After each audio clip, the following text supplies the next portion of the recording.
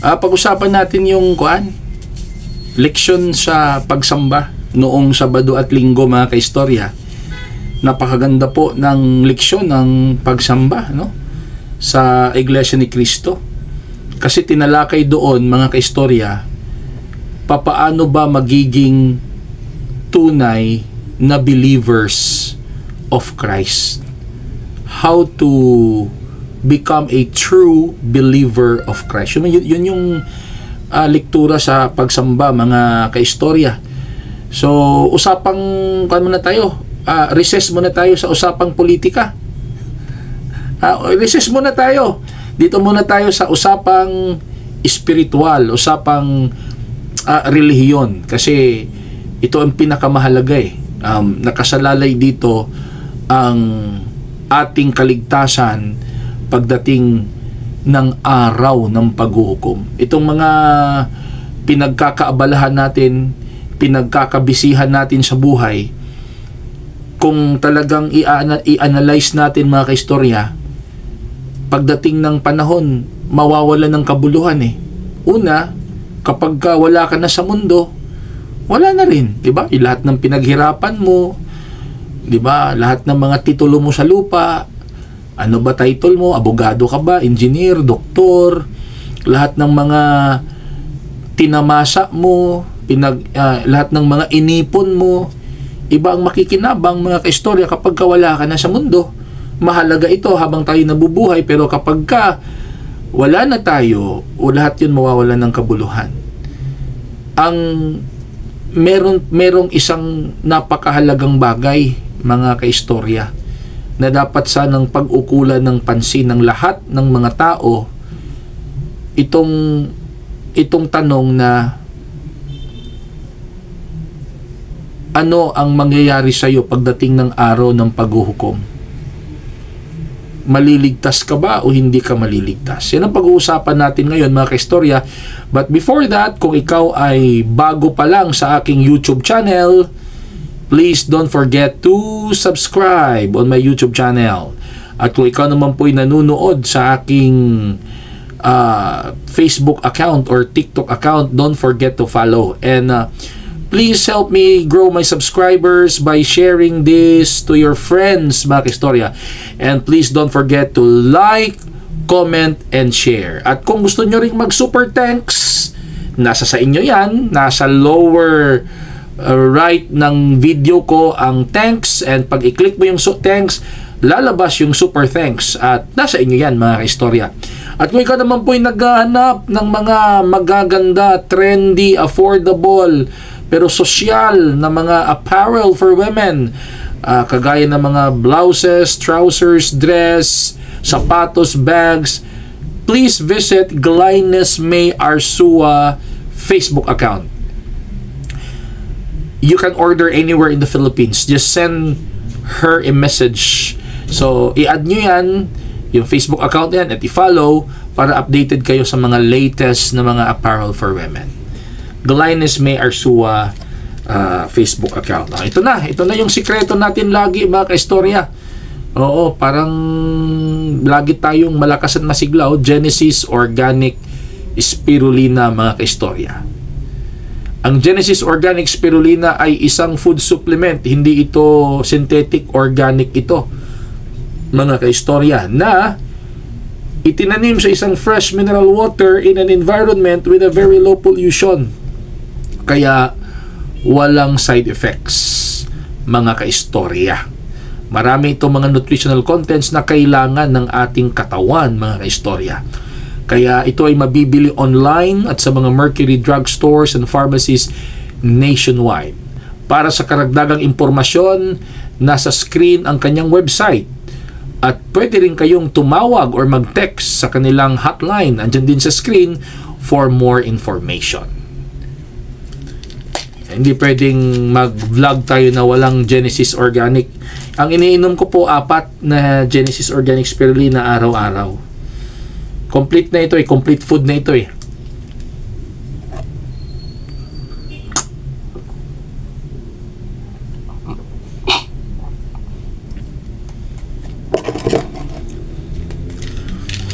Genesis Organic Spirulina, ang dekalidad na spirulina ng bayan, mabibili online at sa mga Mercury drugstores and pharmacies nationwide. Napakaganda po ng leksyon sa pagsamba ng Iglesia ni Cristo nung Sabado at Linggo. Ipinaliwanag po ng nangasiwa na ministro kung sino ba talaga ang totoo na believers of Christ. Kasi lahat ng mga tao, halos lahat ng mga tao ay nagsasabing sila ay believers of Christ. Ang iba pa nga magagalit kapag sinabihan mong hindi sila believers of Christ eh. Well, karapatan nila yon, mga kaistorya. Wala naman tayong kontra doon, mga kaistorya. Hindi naman pwedeng sasabihin natin sa kanila right in front of their face na, oh, hindi ka believers of Christ. Eh, ang mangyayari nun, gulo. Mag-aaway kayo. Pero, malinaw po na ipinaliwanag sa pagsamba ng Iglesia ni Cristo sa noong Sabado at Linggo kung sino talaga yung believer of Christ. Ipinaliwanag doon, mga kaistorya, na para magiging isang tunay ka na believer of Christ ay dadalhin ka ng Ama doon sa isang katawan. Yun ang step 1. Papaano ba? How to eh. Papaano ba magiging tunay na believer of Christ? We can claim it. Anybody can claim, mga kaistorya. Ako, believers of Christ. Ako, believers of Christ. Oo. Pero, biblically, ipinaliwanag doon na ang tunay na believer of Christ ay dinadala ng Ama. Sino ang Ama? Ang atin pong Panginoong Diyos. Dinala doon sa isang katawan. Take note, isang katawan lang po. Hindi po 2, 3 o maraming katawan. Kapag ka ikaw ay dinala ng Ama sa isang katawan, iyon ang step 1 ng pagiging true believer of Christ. Yun yung pagpapaliwanag doon eh. Now, magtatanong naman kayo, mga kaistorya, ano yung katawan? Ano yung katawan na sinasabi na doon dadalhin ng Ama ang isang tao para magiging tunay na believer of Christ? Ipinaliwanag din ng Biblia sa pagsamba na ang katawan ang tinutukoy ay iglesia. Kuha nyo na. Nasa Biblia yan. Ang katawan na tinutukoy ay iglesia. So, para magiging isang true believer of Christ, step 1, dinala ng Ama sa katawan. Dinala sa iglesia. Kapag ka nadala ka na sa iglesia, nasa step 2 ka na ng pagiging true believer of Christ. Ang tanong, mga kaistorya, anong iglesia? Ang daming iglesia eh, di ba? Sa study nga, di ba? Itinuro din sa pagsamba na 2017, di ba? 2017, there are 45,000 denominations sa mga Protestant churches. 45,000, ang dami po eh. Tapos average every day daw po 2.4, something like 2.4 Protestant denomination ang natatayo araw-araw. So, ganun kadami. Pero kung Biblia ang pag-uusapan, isang iglesia lang, isang katawan. Anong iglesia yun? Ay itinuro din sa pagsamba. Ang iglesia po na ang ulo, ang leader, ang head ay ang Panginoong Hesukristo. Iglesia na ang pangulo ay ang Panginoong Hesukristo. So, ang kumpletong pangalan doon, mga kaistorya, based on the Bible, iglesia na ang ulo ay si Kristo, ang tawag doon, mga kaistorya, Iglesia ni Kristo. So, if we will summarize it, mga kaistorya, ang true believer of Christ, ang tunay na sumasampalataya sa Panginoong Hesukristo ay kaanib sa Iglesia ni Kristo. Dinala ng Panginoong Diyos sa Iglesia ni Kristo. Nakuha niyo mga kaistorya. Wag muna nating, hindi muna tayo mag-information overload para hindi kayo malito. Ito isinishare ko lang.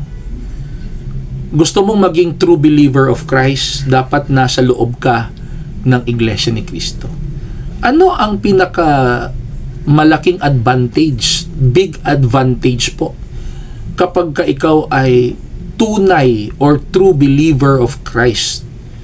Sabi po sa leksyon, meron kang karapatan na sumamba sa Panginoong Hesukristo at sa ating Panginoong Diyos, at dinirinig ng Panginoong Hesukristo ang iyong panalangin kapag ka ikaw ay tunay na believer of Christ. Kung hindi ka pala true believer, kung self-proclaim ka lang na believer of Christ, mga kaistorya, pakiramdam mo lang yun, dinirinig ka. Pero biblically, hindi ka dinirinig sa panalangin mo. Kasi kailangan ka munang dalhin ng Ama sa katawan, ang ulo ay si Kristo, Iglesia ni Kristo. Kailangan ka munang magiging membro ng Iglesia ni Kristo para magiging true believer of Christ ka, at didinggin ang mga prayer mo, ang panalangin mo sa ating Panginoong Hesukristo. Okay, so anong masasabi nyo dyan mga kaistorya? But before that, kung kayo ay medyo nag-react sa pinag-usapan natin ngayon, as what I have said, usapang relihiyon muna tayo, recess muna tayo sa politika. Pero huwag kayong mag-alala, babalik din tayo dyan mga kaistorya. Ngayon lang, gusto ko lang i-share yung napakagandang leksyon sa pagsamba ng Iglesia ni Kristo ng Sabado at Linggo. Kasi sabi din po ng ating Panginoong Diyos na ibalita ang balita ng kaligtasan. I-share mo yung kung ano yung magaganda at mabubuti, i-share mo sa kapwa. At yung mga natanggap kong leksyon sa pagsamba, napakaganda po. At gusto kong i-share sa buong mundo. Gusto mong magiging true believer of Christ, dapat nasa loob ka ng Iglesia ni Kristo. Yun po yung leksyon sa pagsamba ng Iglesia ni Kristo noong Sabado at Linggo. Ano masasabi niyo mga istorya sa pinag-usapan natin ngayon? Ito pa, masyadong kung medyo gusto mo pang mag-dig deeper, kung saan ka mang lugar nakikinig ngayon, nanonood ngayon ka istorya, pwede nyong hanapin ang pinakamalapit na kapilya ng Iglesia ni Kristo. Lapit kayo doon sa pinakamalapit na kapilya ng Iglesia ni Kristo. Hanapin nyo yung ministro. Pwede po kayong magsabi na magpadoktrina kayo or magsuri. Oo, magsuri ba? Mag-search for truth. At nakahanda po ang mga ministro at mga manggagawa namin na turuan kayo. At ito pa, wala pong bayad Oo. walang ganon mga istorya. Willing po. For free po na ang tawag doon Bible study, doctrine, pwede kayong pumunta doon sa pinakamalapit na kapilya ng Iglesia ni Kristo. Okay mga istorya, so ano masasabi nyo sa pinag-usapan natin ngayon? Please write your comments below. At kung ikaw naman po ay bago pa lang sa aking YouTube channel, please don't forget to subscribe. And kung ikaw naman po ay nanunood sa aking Facebook account or TikTok account, don't forget to follow. Maraming salamat po mga kaistorya, mga kaibigan, mga kapatid, and have a nice day.